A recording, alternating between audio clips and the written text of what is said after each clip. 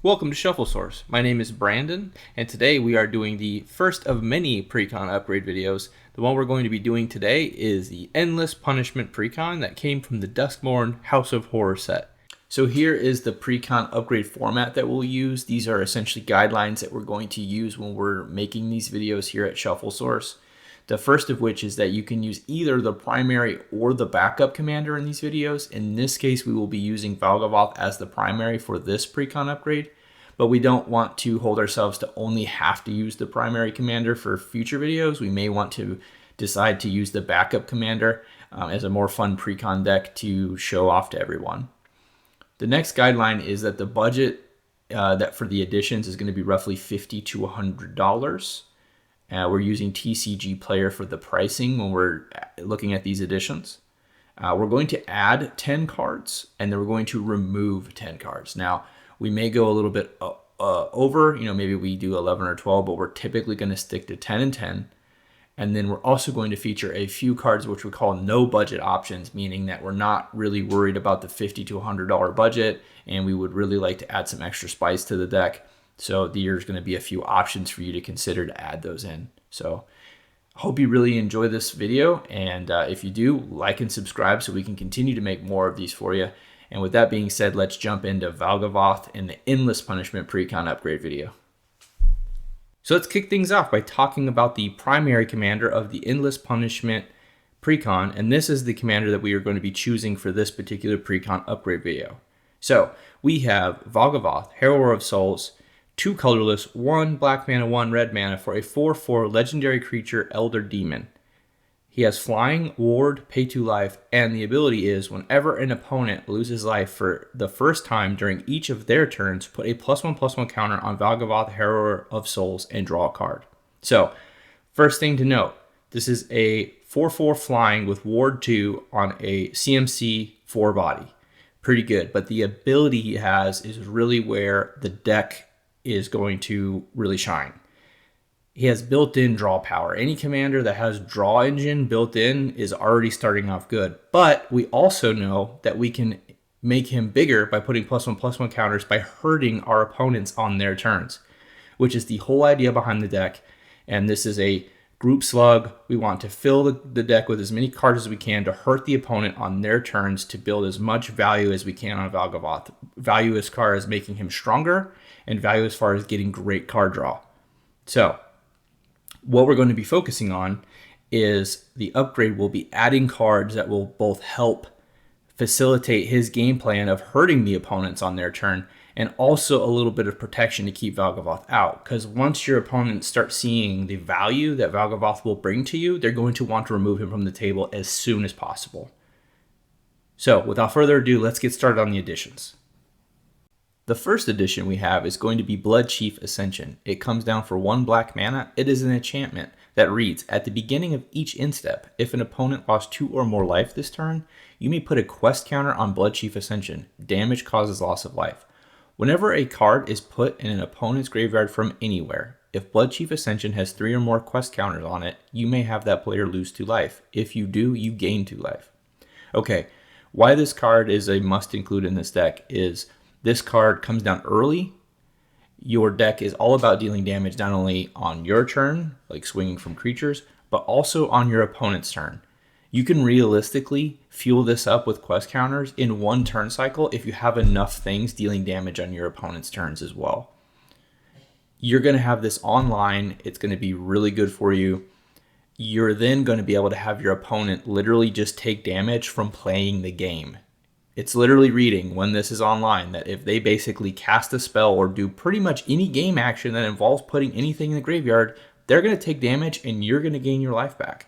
Now, why that's important is a lot of the ways that we deal damage to our opponent will also deal damage to us. So this is a great way to not only endlessly punish your opponents, see what I did there, but also then get your life back to keep you on the edge.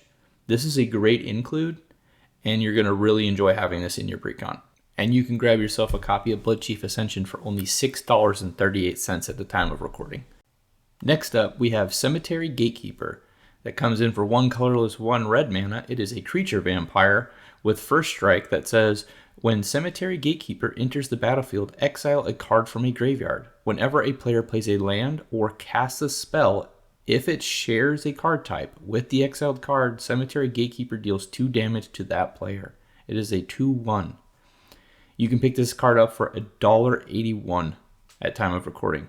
Why this card's good? This card's good because it continues to build on what we're trying to do. Punish your opponents on their turn for playing the game. Now, yes, this can hurt you too, but you can be kind of smart with it. So let's say you build this deck like it is now. It doesn't really have a lot of artifacts, for example. You could choose artifact. Maybe you're playing against a player that has a lot of artifacts in their deck. You're going to really hurt this person. Or let's say you know that you're lower on sorceries or instants and you know someone else might be playing more, or you have a theory that maybe they're playing more. Or maybe you just want to go all in and you know that everyone's going to be playing creatures. Pick creatures, right? Because you're going to choose all of your creatures that are just going to continue to provide you value. This is a great way to continue what we're trying to do. Hurt people on your opponent's turn so that you can continue to build up Valgavoth. Valgavoth is one of your critical draw engine pieces, and he's also part of your win con. If you can keep putting +1/+1 counters on him and continue to deal damage, then you're doing exactly what you need to do. And this is a great include, very budget friendly. You should definitely pick one up. Next we have Emberwild Captain. He comes down for 3 colorless, 1 red. This is a creature Djinn pirate that is a 4/2, and it reads, when Emberwild Captain enters the battlefield, you become the monarch. Whenever an opponent attacks you while you are the monarch, Emberwild Captain deals damage to that player equal to the number of cards in their hand. This is a great card to add to this deck. First of all, it introduces Monarch to the board, which is another way to introduce more card draw. Also, if you're worried about keeping the Monarch, Valgavoth is a great flying attacker. You can a lot of times get the Monarch back just by attacking over everyone's heads, dealing damage to that opponent, and gaining the Monarch back. This is awesome because this is a great way to, again, deal damage to your opponent on their turn. It really makes them think about whether they want to attack you or not. If they do, they're going to potentially take damage, equal to the amount of cards in their hand, which is going to then trigger Valgavoth and which is going to do more damage. This is just a great value piece. You can pick one up for $2.96. Next up, we have Obnixilis, Captive Kingpin. He is a 4/3 flying trample legendary demon creature that reads, whenever one or more opponents each lose exactly 1 life, put a +1/+1 counter on Obnixilis, Captive Kingpin. Exile the top card of your library until your next instep, you may play that card.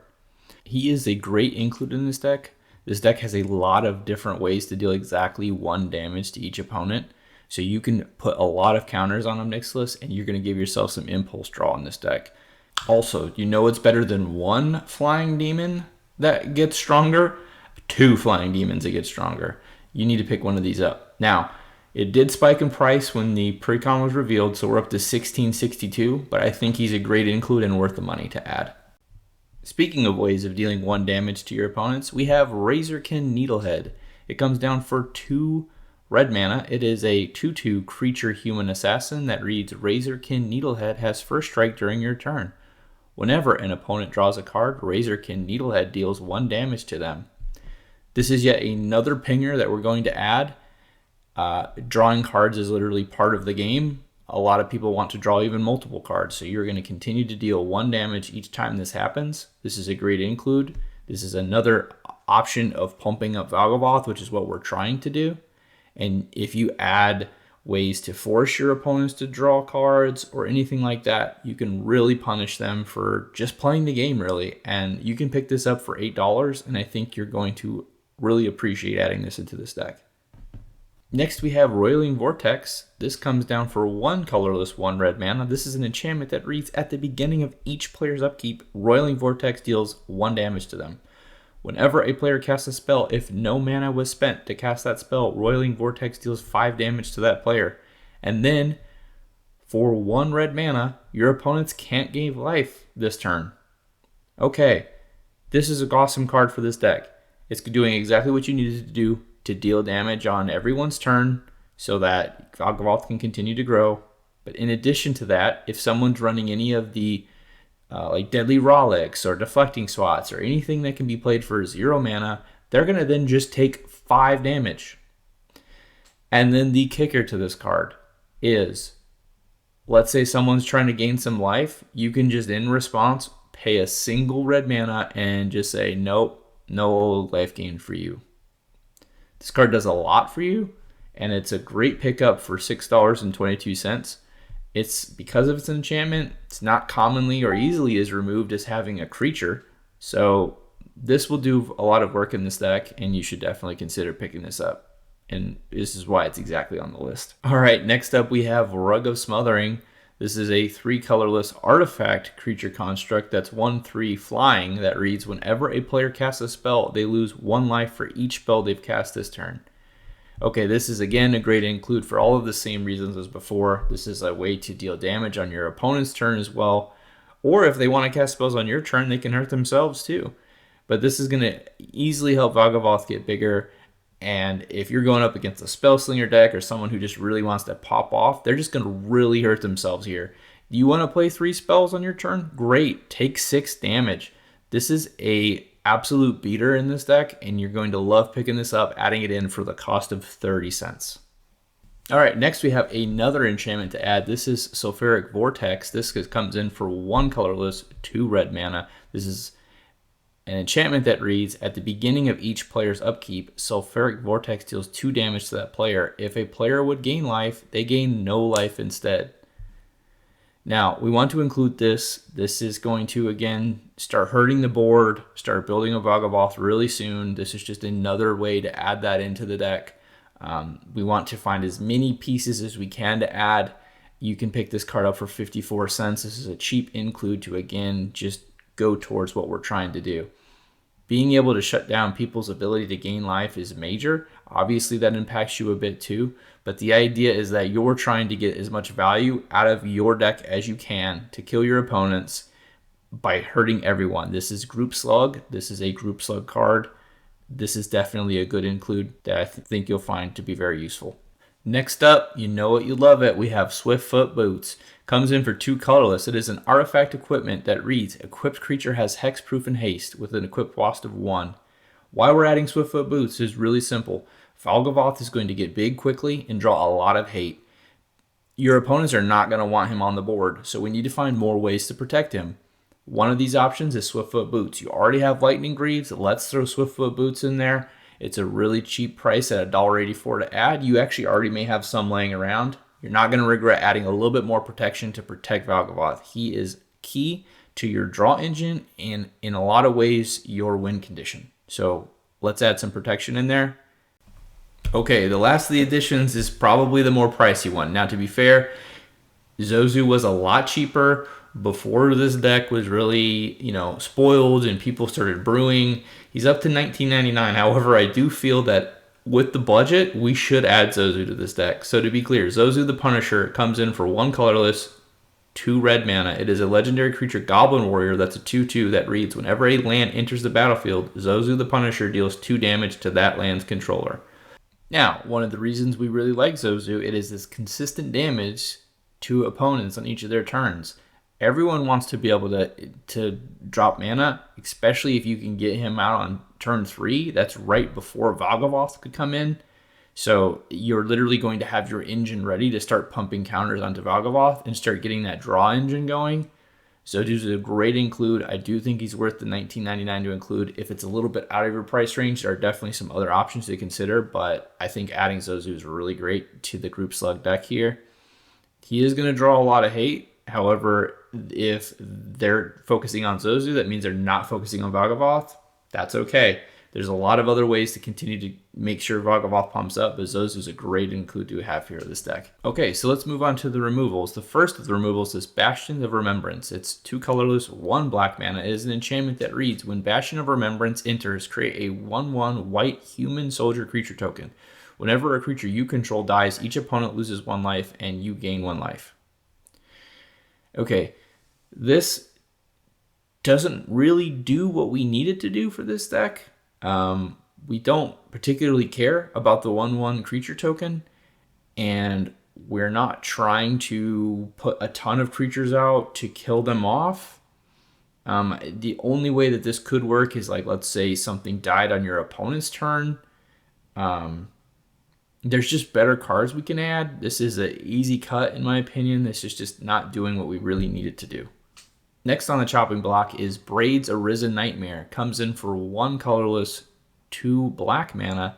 It is a 3/3 legendary creature nightmare that reads, at the beginning of your end step, you may sacrifice an artifact, creature, enchantment, land, or planeswalker. If you do, each opponent may sacrifice a permanent that shares a card type with it. For each opponent who doesn't, that player loses 2 life and you draw a card.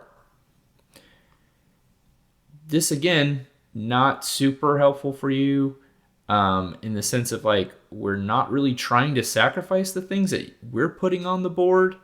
Now you could argue that like let's say Sulfuric Vortex is stopping you from gaining life, right? But it's stopping everyone from gaining life and you don't want that anymore.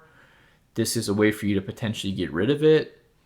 I just don't think that it's really supporting the game plan here. It is a good card, don't get me wrong, but I don't think that it is really working towards the Valgavoth win condition strategy here.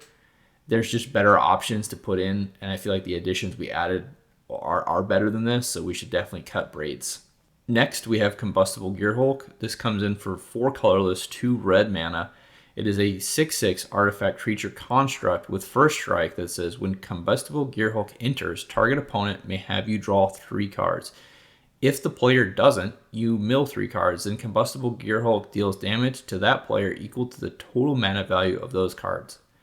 Okay, again, this is dealing damage on your turn, not your opponent's turn. We really want to start dealing damage on your opponent's turn to continue to fuel Valgavoth and continue to fuel our draw engine. Granted, this is a way for you to potentially get some cards, but like we're trying to keep the curve of the deck relatively low. This is very costly to keep. And even if they decide to take the damage route, if you're keeping your curve kind of low, they're probably not going to take a ton of damage from this.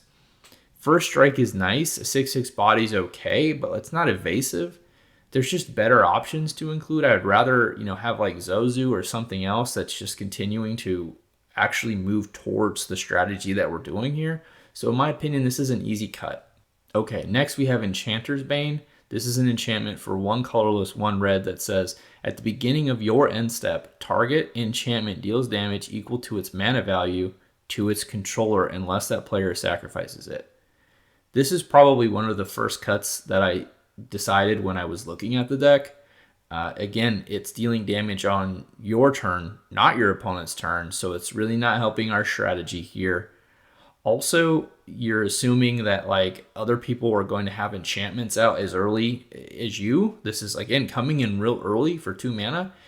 Guess what? You're gonna hurt yourself if no one else has an enchantment out. So this is just not valuable for you to have in this deck. This should literally probably be the first card you remove. Next we have Falconwrath Noble. This is a 3 colorless, 1 black mana, 2/2 creature vampire noble with flying that says, whenever Falconwrath Noble or another creature dies, target player loses 1 life and you gain 1 life. Okay, there are better creatures we can add. I feel like we have added better creatures. The issue here is that 4 mana for a 2/2 flyer that has the condition of just creatures dying to deal the damage, there's just better options. Like, I don't think that this is something we want to keep. There's already other creatures in here that have similar effects that are just not as expensive. So we should definitely get rid of Falconwrath Noble. All right, next we have Fear of Burning Alive. This is a 4 colorless, 2 red mana enchantment creature nightmare that's a 4/4 that says, when Fear of Burning Alive enters, it deals 4 damage to each opponent. And if you have Delirium, whenever a source you control deals non-combat damage to an opponent, if there are 4 or more card types among cards in your graveyard, Fear of Burning Alive deals that amount of damage to a target creature that player controls. Okay, firstly, it's an expensive card. 6 mana is a lot to invest for this. Next, while dealing damage to your opponent is great, we're not really trying to have Delirium. That's not like our game plan. We're not trying to necessarily fuel our graveyard here, so you can't really count on having Delirium. There's just nothing here that really supports the game plan, because if you're casting this, it's going to be on your turn, so it's not like you're triggering Valgavoth here. This is just an easy cut. Next, we have Rakdos, Lord of Riots himself. 2 black mana, 2 red mana, a 6/6 legendary creature demon that says you can't cast this spell unless an opponent lost life this turn. Flying trample. Creature spells you cast cost 1 less to cast for each 1 life your opponents have lost this turn. I feel like we should cut Rakdos. Again, you're trying to deal damage on your opponent's turn. You're going to obviously have ways to get Rakdos out. However, a lot of your creatures are not that expensive anyway. We're trying to keep the curve down. So I don't know that you really need Rakdos for this deck. Again, I would rather put in something that's going to deal damage on your opponent's turn than putting Rakdos in here. So I feel Rakdos is going to make the cut as far as being a removal. Next we have Sadistic Shell Game. This is 4 colorless, 1 black for a sorcery that reads, starting with the next opponent in turn order, each player chooses a creature you don't control, destroy those chosen creatures. Okay, first thing here is that yes, this is a way to remove some pieces. However, there are a lot of lower mana cost options where you get some more, either instant value or some more guarantees that are more useful for you. The big problem with this card, other than the mana cost being high, is that you're relying on your opponents to make decisions favorable for you as well. You're playing a group slug deck. Chances are you're going to get a lot of aggro and a lot of attention. So not necessarily are you going to have your opponents be able to choose the creatures that you want, because they get to make the decision. Also, if they really want to hamstring this card, they can just all choose the exact same creature and you're just getting a lot of less value. So worst case scenario, you're going to get 1 creature, because let's say you and all of your opponents all choose the same thing. You're losing 1 creature, right? Best case is 4, but you're assuming that you're having your opponents each choose something separate. You shouldn't probably play cards where you're relying on your opponents to make a decision you want, right? And for that reason alone, I don't think I would ever actually play Sadistic Shell Game unless you just think it's a fun flavor card. So this is definitely a removed card. Next up, we have Seance Board. This is an artifact that comes in for 2 colorless. It has Morbid. At the beginning of each end step, if a creature died this turn, put a soul counter on Seance Board. Then you can tap it and add X mana of any 1 color, where X is the number of soul counters on Seance Board. Spend this mana only to cast instant, sorcery, demon, and spirit spells. Okay. So one of the reasons we want to cut this, obviously, is we're not really trying to necessarily get rid of our own creatures. We can't, we're not reliably killing off other creatures here. That's kind of not the game plan. We're really just trying to deal damage to our opponents. And not to mention, we're not a spell slinger deck. We do have, Valgavoth and at least Ob Nixilis for a demon, but we're not filled with demons. It's not like a demon, kind of tribal deck. And we're also not really playing a spirit tribal deck here. So this is just not going to provide the value that you really want out of this. You would be better off doing, an Arcane Signet or literally any of the other mana rocks if that's what you're trying to do here. I think Seance Board is a cool card, but it's just not for this deck. Yeah, you should definitely consider putting this into a demon deck or a spirits deck. So we're going to be removing Seance Board. All right, so the last of the removals is Vile Smasher the Fierce. This is a 1 colorless, 1 red, 1 black mana for a 2/3 legendary creature Goblin Berserker that reads, whenever you cast your first spell each turn, choose an opponent at random. Vile Smasher the Fierce deals damage equal to that spell's mana value to that player or a planeswalker that player controls. It also has partner. Okay. Vile Smasher does not really work towards what we're trying to do here. The fact that you have to choose an opponent at random means you could be, wanting to do damage to opponent A because it's their turn and you want to trigger Valgavoth, and you end up hitting opponent B instead and not getting the trigger. So we can definitely put something else in, like for example, Razorkin Needlehead, which will definitely deal the damage to the opponent we want to instead of this. So that is why we're going to be cutting Vile Smasher the Fierce. Okay, so now we're moving on to what I'm calling the no budget options portion, where I'm going to be showing off 3 cards that I think that you could add that would really add extra spice to this Precon. However, they are a little bit more pricey, so be considerate of that if you actually do want to pick these up and add them to your deck. The first of them is going to be Shadow Spear. Shadow Spear is a 1 colorless legendary artifact equipment that reads, equipped creature gets +1/+1 and has trample and lifelink. And you can spend 1 colorless permanents your opponents control lose hexproof and indestructible until end of turn, and you can equip it for 2. Okay, this costs $20.27 at the time of recording. However, it does provide a lot of value to this deck. So let me explain why. First of all, the easiest thing to think about is you could throw this card on Valgavoth, and now you're getting trample and lifelink on your giant flying demon. Huge. That's going to really help offset a lot of the damage that you're taking as well from a lot of the cards that hurt everybody, right? Not to mention, let's say that you have a opponent that has a pesky hexproof or indestructible creature, and you want to remove that. Boom, drop a color. You pay any mana of any color, you can now get your removal through. Or let's say they want to block with something they have that's indestructible. Okay, I'm going to get rid of that. This is just great for that. The other value to think about here is that this comes in early. You can throw this on any of the other little pingers that you have, and you can start getting some of your life back. You can put this on Razorkin Needlehead. He deals a damage when people draw cards. Or you throw this on Zozu. Whenever someone plays a land, you're going to deal 2 damage to them, gain 2 life, and then when you play a land yourself, it's a wash, right? So Shadow Spear is a great include if you really want to step this deck up. Throw another $20 into there, and I don't think you're going to regret it. Okay, next up is Shieldred the Apocalypse for 2 colorless, 2 black mana, a 4/5 legendary creature for Phyrexian Praetor that has Death Touch that then reads, whenever you draw a card, you gain 2 life, and whenever an opponent draws a card, they lose 2 life. This is coming in at time of recording at $74.24. This is an expensive card.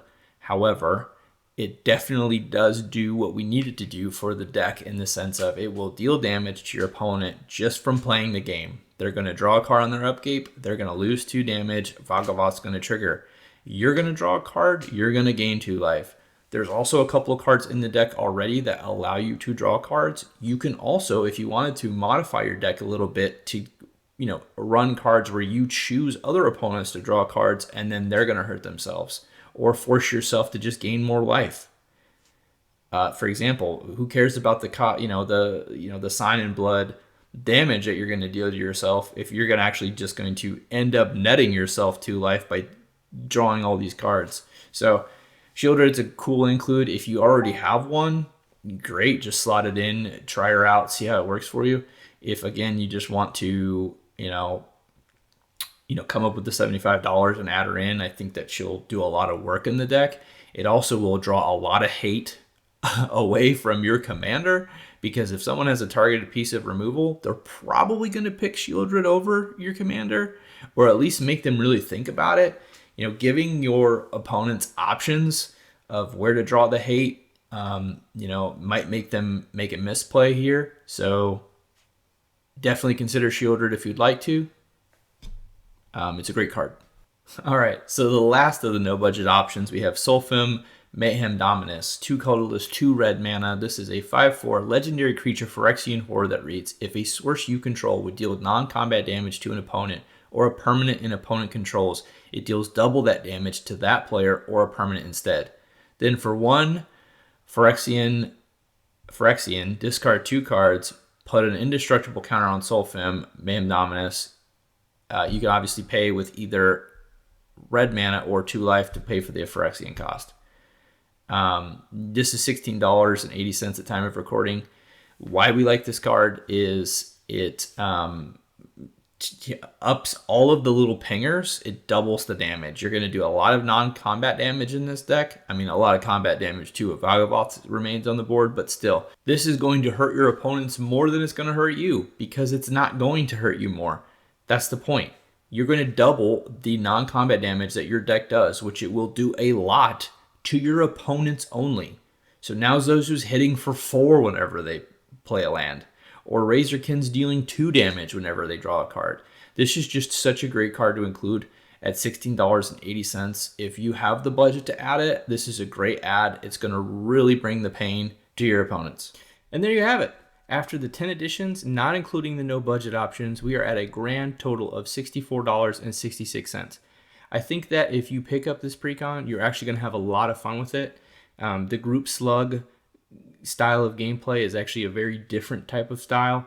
It's definitely worth giving it a shot. I do think that after making these upgrades, you'll find that it really lives up to its namesake here of Endless Punishment. And I really want to thank you for joining me today for this upgrade video. Be sure to like and subscribe for many more videos. Thank you.